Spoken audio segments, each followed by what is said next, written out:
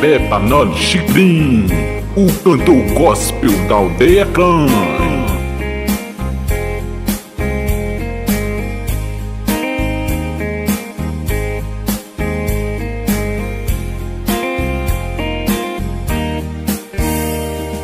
Mời chị bên này mẹ tí duỗi cả cùng mẹ. Mời chị bên này mẹ tí duỗi cả cùng mẹ. Mời chị bên này mẹ tí duỗi cả cùng mẹ. Biri me koi pun kut kute mami mami ne ya yube Cristo mami kube Cristo mami ne ya yube Cristo mami kube Cristo.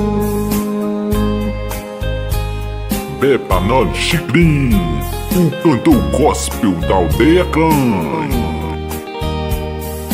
Mami ne te joya yu a me banyo bena jorbe kum kati me kume anya ya bena jorbe kum kati me kumre mami ne ya yu be Cristo mami kube Cristo mami ne ya yube Cristo mami kube Cristo.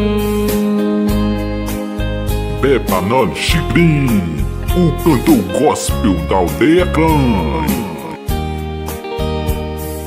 Me kute ami manyone tu kute ami mari kumreya ne me be me te joy kra kumre ne o mari janu mami ne ye yube Cristo mami kube Cristo mami ne ye yube Cristo mami kube Cristo.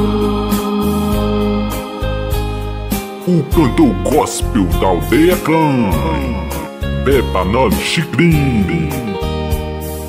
Ne kame be me ti joy kraka me kume ti joy abe ne kame be me ti joy kraka me kume ti joy abe mami ne ye yude Cristo mami kube Cristo mami ne ye yude Cristo mami kube Cristo.